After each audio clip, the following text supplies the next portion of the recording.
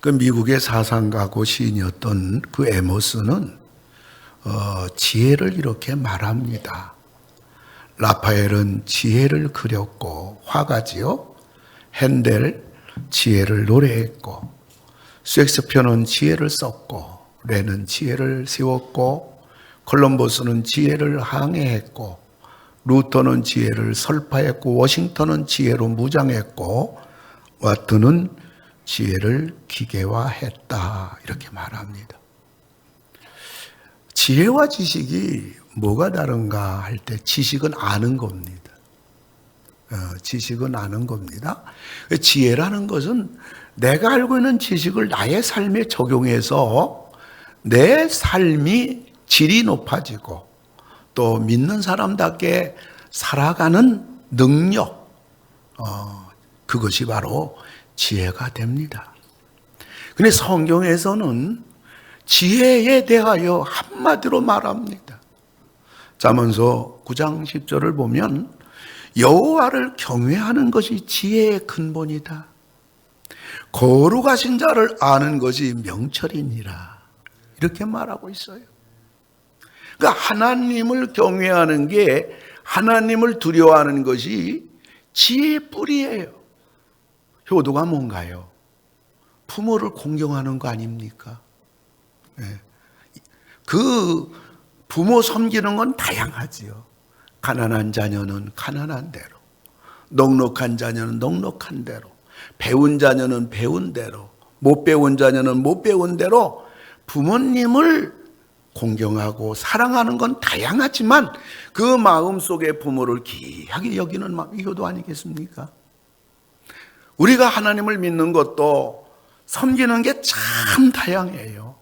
그러나 그 마음속에 하나님을 두려워하고 경외하고 사랑하고 하나님 믿고 의지하는 마음, 이게 바로 참 지혜다. 성경은 이렇게 말하고 있는 것입니다. 그러니까 다시 말하면, 우리가 간단히 말하면 하나님 밖에서는 지혜가 없다. 성경은 이렇게 말하고 있어요. 야고보는 3장 1절부터 12절까지 제가 5주에 걸쳐서 그 말에 대한 교훈을 우리가 공부했습니다. 그런데 오늘 마지막 3장, 오늘 결론은 하늘의 지혜와 땅의 지혜에 대하여 말해주고 있습니다. 오늘 야고보가 말하는 하늘의 지혜는 하늘의 사람답게, 믿는 사람답게 말하고 그러면서 성숙한 그리스도인이다. 이게 하늘의 지혜 사람이다. 이렇게 말하고 있고요. 그 다음에 땅의 지혜 사람은 세상의 말을 하면서 미성숙한 그리스도인이다. 이렇게 오늘 결론을 말해주고 있습니다. 오늘 저는 하늘의 지혜, 땅의 지혜, 이런 제목으로 말씀을 드리려고 합니다. 그럼 첫째로 하늘의 지혜 사람은 어떤 사람인가? 첫째는 온유한 사람이다. 한번 따라합시다. 온유한 사람. 온유한 사람. 아멘. 말도 온유하게 해야 돼요. 다시, 온유한 사람. 할렐루야. 하나님이 말하는 하늘의 지혜 사람은 어떤 사람이냐? 정말 믿는 사람다운 사람은 어떤 사람이냐? 그게 온유한 사람이라는 거예요. 13절에 보니까 너희 중에 지혜가 누구고 총명 있는 자가 누구냐? 그러면서 대답을 합니다. 그 사람은 선행으로 말미암아 지혜의 온유함으로 그 행함을 보일지니라. 야고보서는 행함이 복음이잖아요. 그러니까 온유함으로, 그 온유함 속에서 나오는 행함을 보여주는 네가 바로 정말 지혜자고 그리고 총명한 자다. 이렇게 말하고 있는 거예요. 이 온유라는 말은 헬라어로 말한다면 사나운 짐승이 길들여진 것을 말해요. 그러니까 그 사람이 정말 말이 거칠고 행동이 무례하고 그야말로 많은 사람들의 관계가 안 좋고 그러한 사람이 있다 합시다. 그런데 그 사람이 길들여져서 정말 믿는 사람답게 말하고 행동도 온유하고 그리고 다른 사람과 좋은 관계가 이루어진 그러한 길들여진 이 자체를 바로 오늘 온유라는 의미가 바로 그런 말이에요. 그러니까 주님의 사람으로 길들여졌다는 말이겠죠. 그래서 온유한 사람은 가만히 보게 되면 하나님의 뜻대로 살려고, 우리가 뭐 다 100% 하나님 뜻대로 못 살지요. 우리가 실수도 있고 말도 행동도 여러 가지 면에서 부족함이 있지만 그럼에도 불구하고 그 마음 속에는 하나님, 내가 하나님 뜻대로 살기를 원해요. 그러니까 이런 사람이 조금 실수하면 뭐죠? 주님 죄송해요, 제가 하나님 뜻대로 못 살았네요. 그러면서 회개하고 돌아서고 다시 주님의 사람으로 하나님의 뜻대로 살려고 최선을 다해서 나가는 이 사람을 가리켜서 온유한 사람이다. 그래서 그러다 보니까요, 이 온유한 사람은 사람에 대해서 그렇게 울고불고 그렇게 하지 않아요. 왜요? 그 마음에 하나님이 전부니까, 하나님 중심이니까.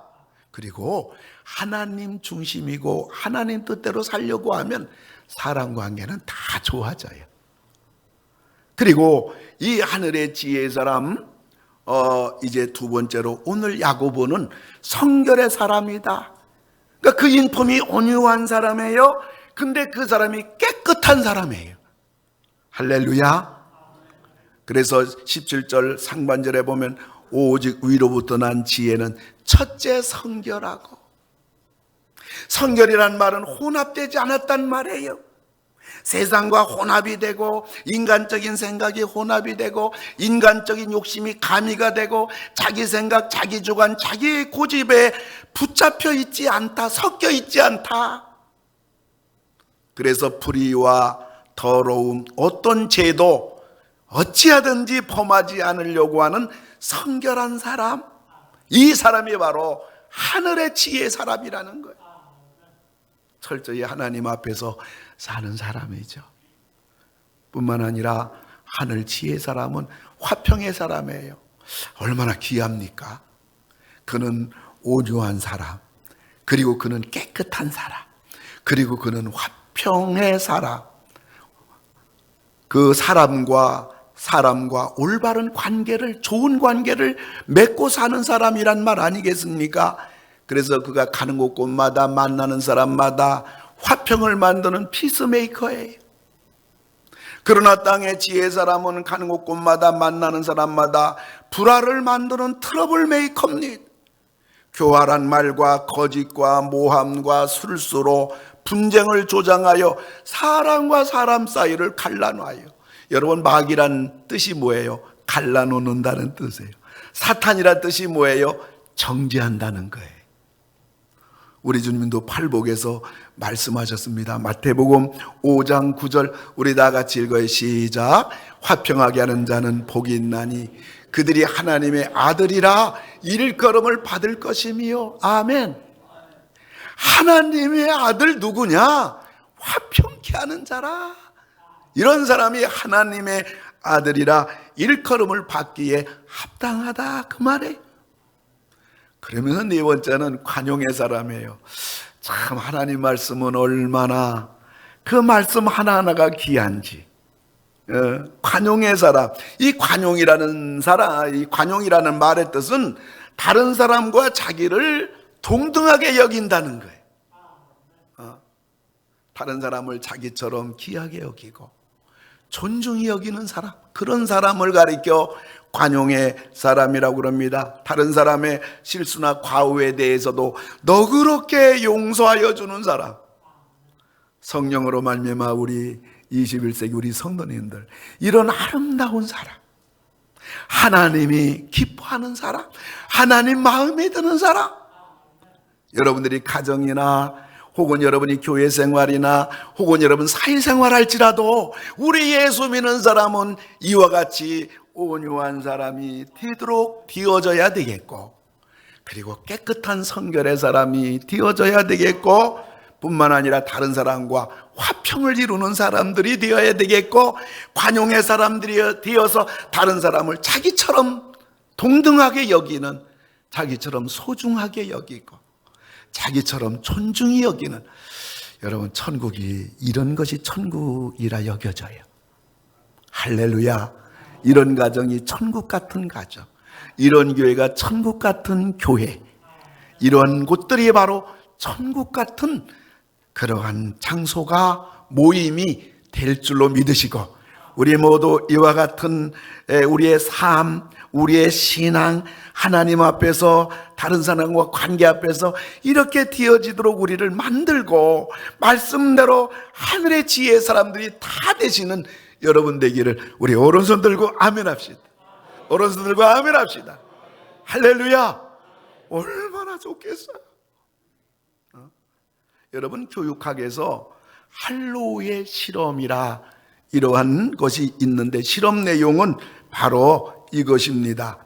자, 젖을 먹는 아기 원숭이들 앞에 엄마 원숭이 대신 2개 인형을 만들었어요. 하나는 철사로 만들고, 그 철사에다가 그 엄마 모형의 철사로 만든 그곳에 우유병을 꽂아 놓습니다. 그리고 하나는 부드러운 천으로 만들어진 엄마 원숭이 모형의 우유병을 꽂아놨어요. 그리고 아기 원숭이들을 다 풀어놓으니까 원숭이 둘로 나뉘어요. 그래서 반은 또 철산인 데 가서 우유를 막 빨아먹습니다. 반은 천으로 만든 곳에 가서 우유를 막 빨아먹어요. 그리고 그 다음 날, 2번째 날 또 아기 원숭이를 다 풀어놨더니 이번엔 철사 있는 데는 한 마리도 안 가는 거예요.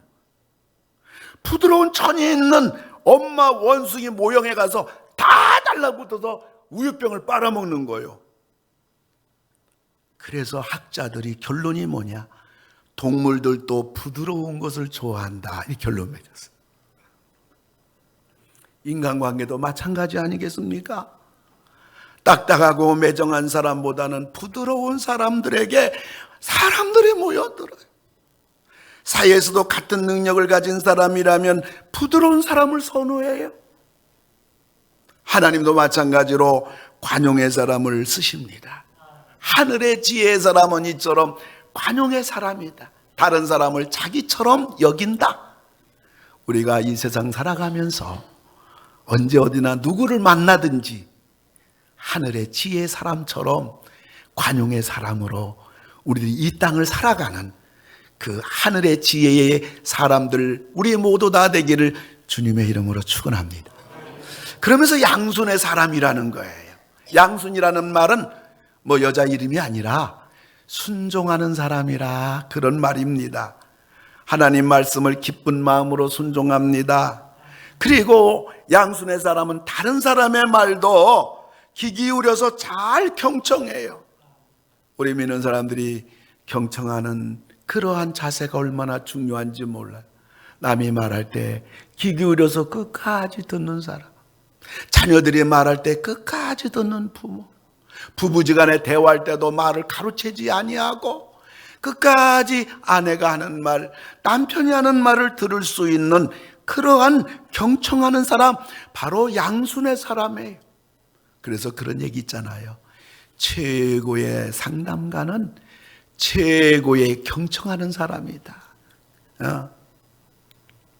우리 하나님 말씀하셨어요. 사무엘상 15장 22절 우리 같이 읽어요. 시작. 사무엘이 이르되 여호와께서 번제와 다른 제사를 그의 목소리를 청종하는 것을 좋아하심같이 좋아하시겠나이까. 순종이 제사보다 낫고 듣는 것이 순양의 기름보다 나으니. 아멘. 번제와 다른 제사는 예배입니다. 순양의 기름은 헌금이에요. 어떤 면에서 우리 봉사입니다. 너희들이 예배를 드리는 것보다도, 너희들이 하나님 앞에 봉사하고 하나님 앞에 헌금을 드리는 것보다도 우리 하나님이 더 원하시는 것은 무엇인가? 그건 하나님께 순종하는 것입니다. 여러분, 우리 아들이, 우리 딸이 공부를 너무 잘해요. 반에서 1등, 전교에서 1등이에요. 참 부모의 기쁨이 돼요. 그런데 아주 왼수요.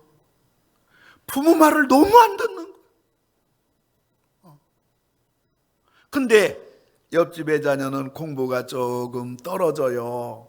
그럼에도 불구하고 얼마나 부모님께 순종하고 부모님을 귀하게 여기고, 너 나름대로 열심히 공부도 하지만 그 머리 그 정도니 이게 성적이 잘 안 올라요. 여러분, 부모는 어떤 자녀를 원하겠어요? 공부를 좀 부족해도 그럼에도 불구하고 부모님께 순종하고 부모를 귀하게 여기는 자녀들 보면 그 인생이 평탄해요. 근데 공부를 대단히 잘하고 엄청나게 잘하는데 아주 부모를 무시하고 부모에게 불순종하고 말을 안 듣고 자기 잘났다고 하는 그러한 자녀는요, 부모 나중에 늙으면요 내버려요. 어느 자녀가 귀하냐고요. 자녀도 있잖아요. 다 낳은 자녀도 있잖아요.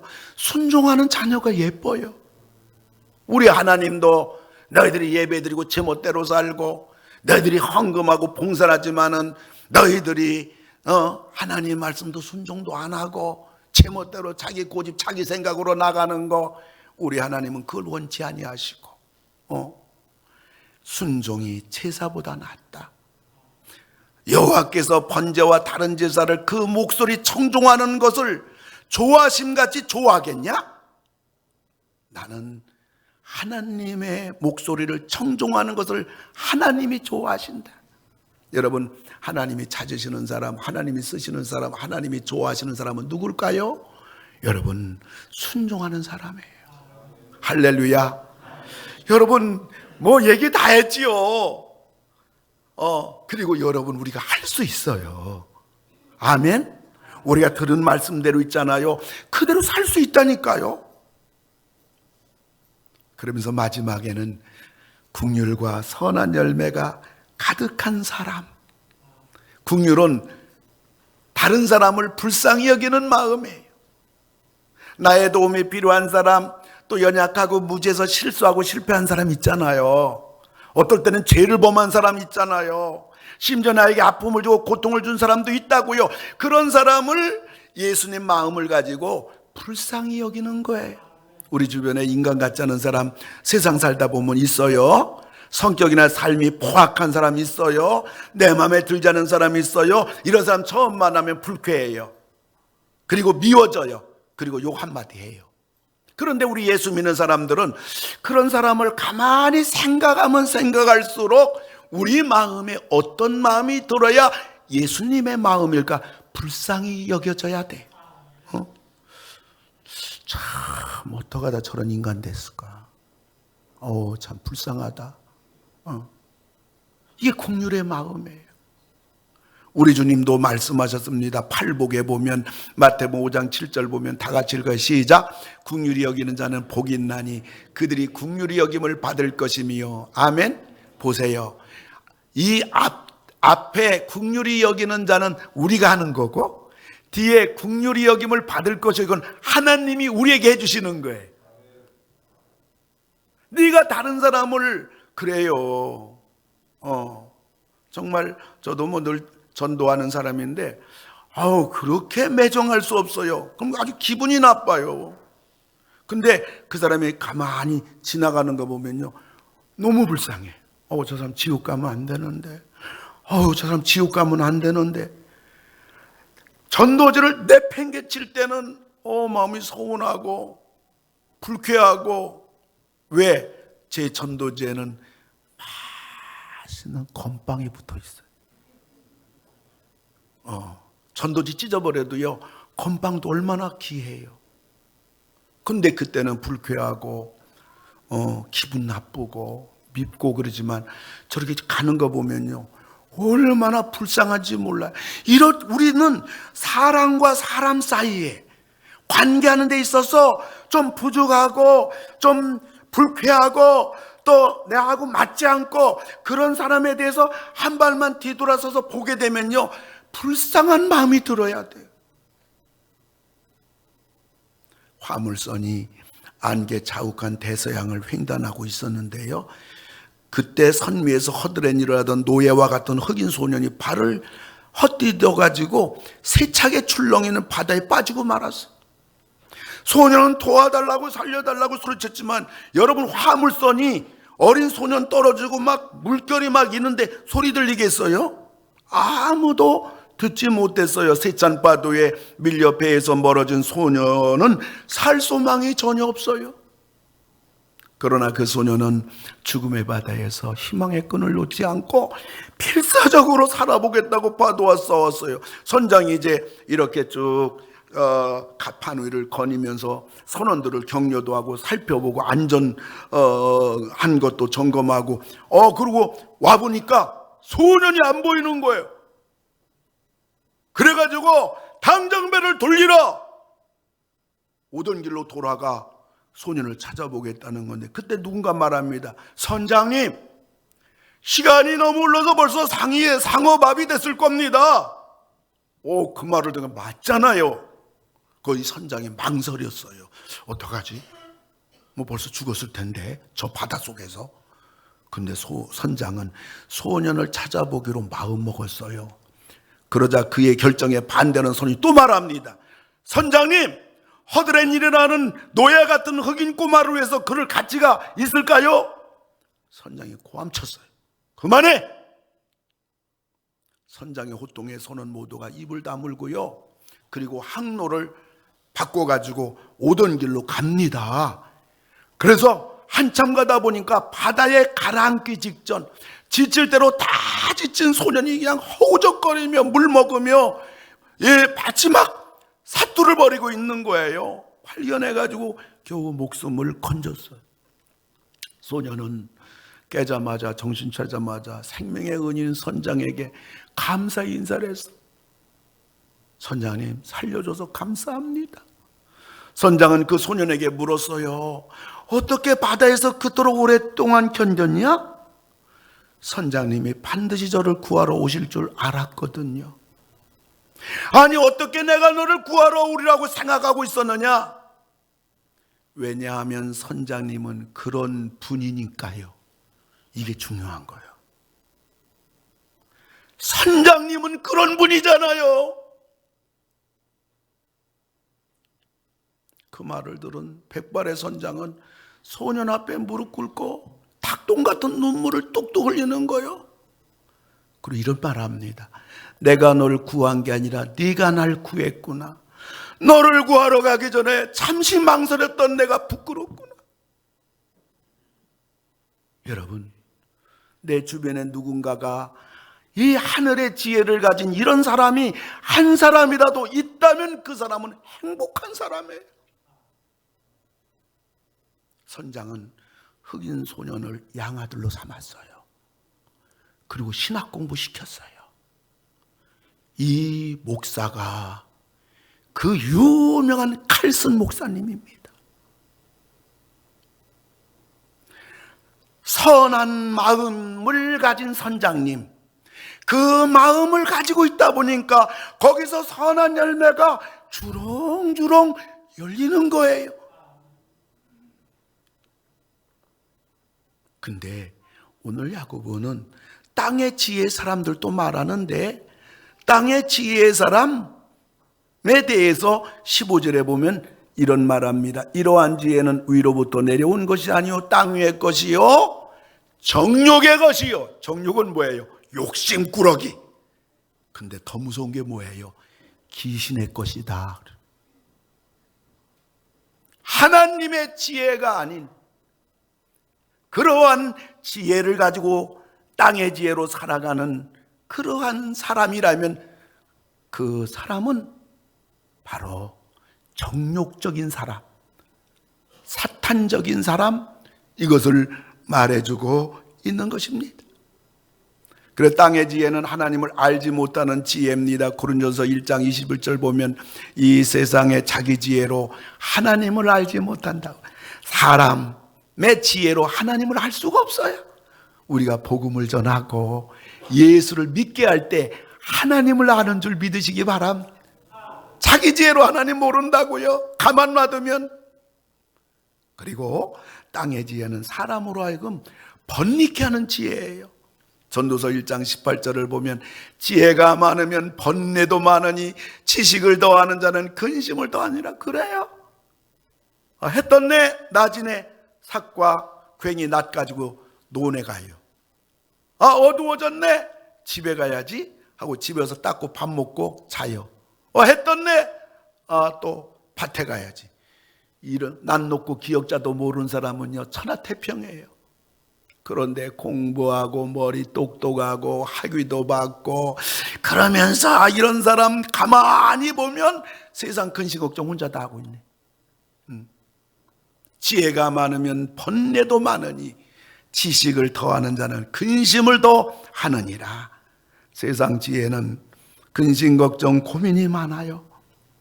땅의 지혜는 이렇게 번뇌를 하게 할 뿐만 아니라 화평을 모르는 지혜입니다. 14절 보니까 그러나 너희 마음속에 독한 시기와 다툼이 있으면 자랑하지 말라. 진리를 거슬러 거짓말하지 말라. 왜 그래요? 땅의 지혜는 독한 시기가 있어요. 독한 시기가 있다 보니 자연스럽게 따라오는 것은 다툼이죠. 다툼의 목적이 어디 있을까요? 자기를 드러내고 싶은 거예요. 이겨먹겠다는 거예요. 화평할 수가 없죠. 근데 그게 불신자만 있는 것이 아니라 우리들에게도 다 있어요.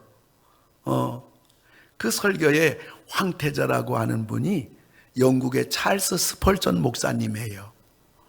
세계적인 그러한 설교 황태자라고 그래요. 우리 신학교 다닐 때 저분이 쓴 스펄전의 설교에 대한 또 목회자에 대한 지침서 1권, 2권을 우리는 학교 다닐 때 신학생들은 공부를 해요.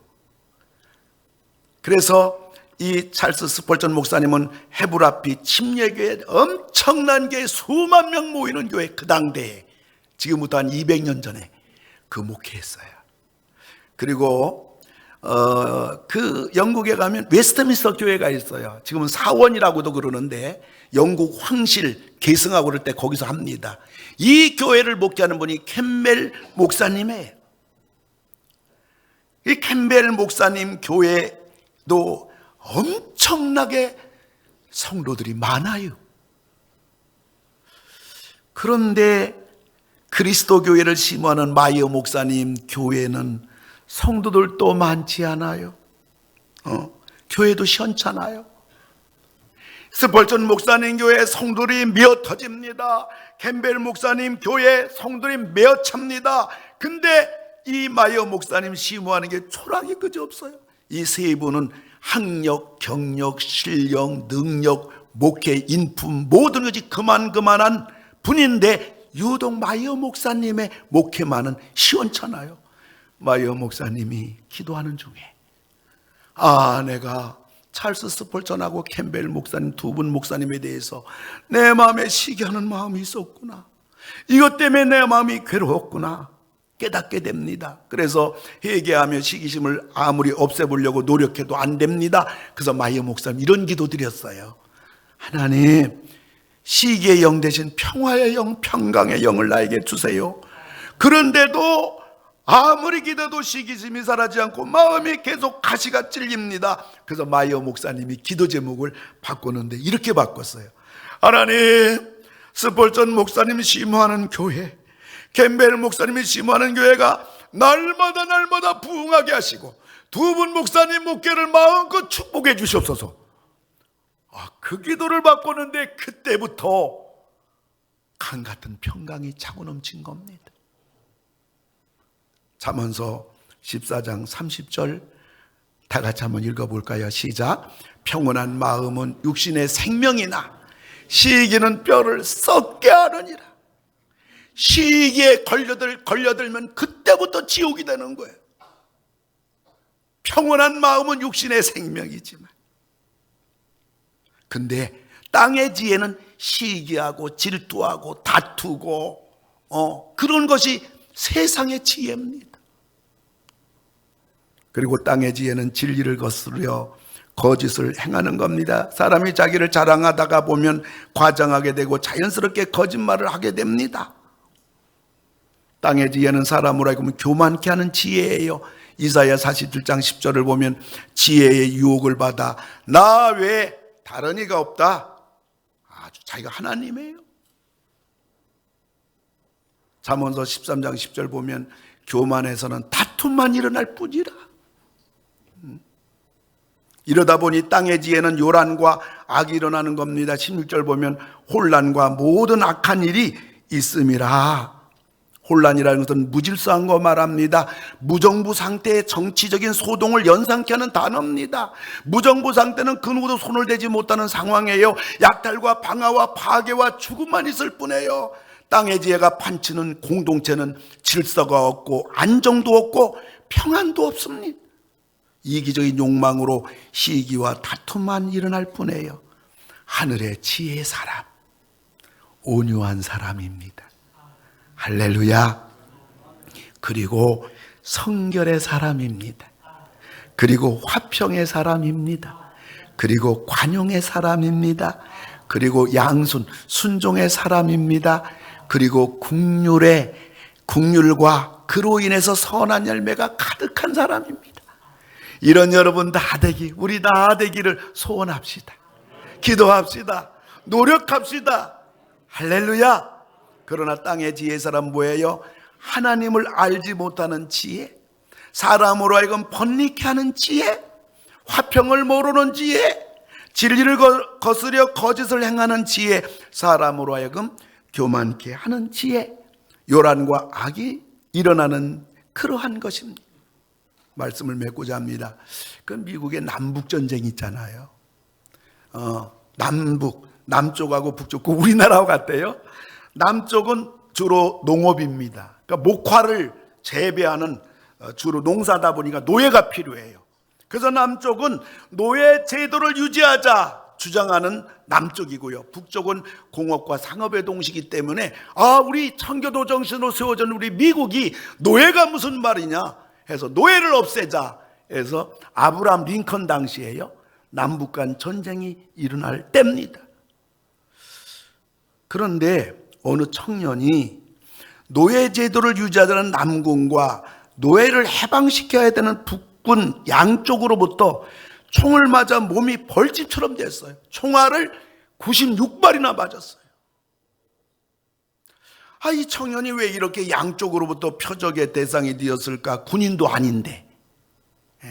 이유가 있어요. 이 청년의 윗옷은 남군이 버린 옷을 입었어요. 이 청년의 바지는 북군이 버린 그 바지를 주워 입었어요. 그러니까 바지는 북군 옷이고 군인 옷이고 윗옷은 남군의 군인 옷이에요. 그러니까 남군이 볼 때도 이 청년에 대해서 표적 대상이 됐고 북군이 볼 때도 표적 대상이 돼서 이 청년의 몸은 산산조각이 났어요. 우리에게 교훈해 주는 게 있습니다. 우리는 하나님의 사람이냐 세상 사람이냐, 우리는 하늘의 지혜의 사람이냐 아니면 땅의 지혜의 사람이냐. 양다리는 안 돼요. 하나님 좀 눈 감아주세요. 안 된다고요. 어렵고 힘들어도 하늘의 지혜의 사람, 하나님의 사람이 돼서 나가다 보면 힘들 때는 하나님이 도와주시고 불가능할 때는 가능케 해주시고 기도할 때는 응답해 주시고 전능하신 하나님이 나를 도와주십니다. 길이 없는 것 같지만은 하나님에게는 길이 있어요. 그러나 이쪽에는요, 달콤한 세상, 마귀적이고 정욕적인 땅의 지혜, 세상의 지혜, 자기 머리로 살아가는 이 땅의 지혜는 뭔가 가능한 것 같고 한번 해볼까? 도전해볼까? 살아보니 10년 전이나 20년이나 30년이나 뭐 다를 게 없어요. 뭐 달랐다고요? 나 많이 벌었어. 마음의 평안은 없어요. 허무해요. 그러나 우리 하늘의 지혜, 하나님의 그 지혜의 자리는 하나님의 은혜가 있고 평안이 있고 하나님의 사랑과 하나님의 도우심 속에서 승승장구 승리하면서 가는 이 하늘의 지혜의 사람들이 우리 성도들 모두 다 되시기를 여러분들 주의 이름으로 축원을 드립니다. 기도합시다. 아버지, 희색 칼라는 그야말로 구름 외에는 쓸데가 없고, 그리고 사람들이 좋아하지도 않고, 하나님, 우리 신앙이 나 편하자고 양다리 걸치고, 한 다리는 하나님께, 또 한 다리는 세상에 걸치는 우리들 되지 않게 하시고, 우리가 힘들고 어려워도 하나님을 택하게 하시고, 하늘의 지혜를 야무지게 걸어가서 하나님이 함께 하시고, 하나님 때문에 길이 열려지고 홍해가 갈라지고 여리고성도 무너지는 그러한 우리 모두들 다 되게 하소서. 아담 하와는 사탄의 지혜, 세상 지혜를 달콤하게 여기다가 선악과를 따먹어서 온 인류를 다 죽게 만들고, 두 아들 간의 최초의 살인죄가 일어나게 되는 참혹한 아담 하와의 그 모습을 우리가 창세기를 통해서 압니다. 아무쪼록 우리 모두 하나님을 바라보며 하늘의 지혜로 이 땅에 많은 선한 열매를 주렁주렁 열려가는 외길을, 좁은 길을, 좁은 문을 우리 모두 걸어가는 우리 모두가 되게 하여 주시옵소서. 예수님의 이름으로 기도하옵나이다. 아멘. 우리 다 같이 일어나셔서 은혜라는 곡 우리가 1절만 합시다. 시간이 좀 지났기 때문에 우리 같이 은혜에 대해서 찬양할까요?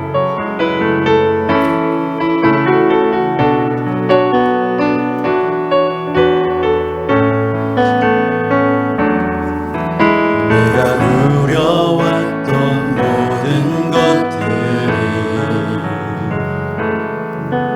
내가 지나왔던 모든 시간이, 내가 걸어왔던 모든 순간이 변한 것 아니라 은혜였어. 해가 뜨고 저녁에 노을,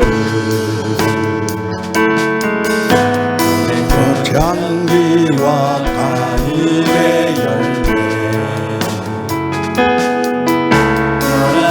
계절의 모든 순간이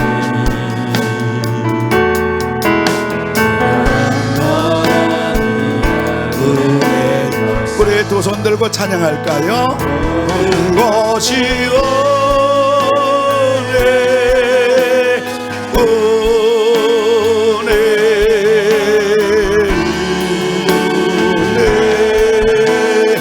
한없는 은혜, 내 삶에 당연한 것 하나도 없었던 것을, 모든 것이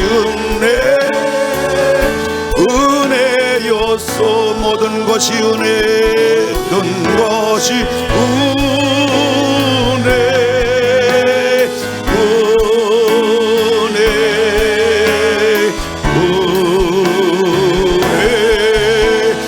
한없는 은혜, 내 삶에 당연한 것 하나도 없었던 것을, 모든 것이 은혜였소.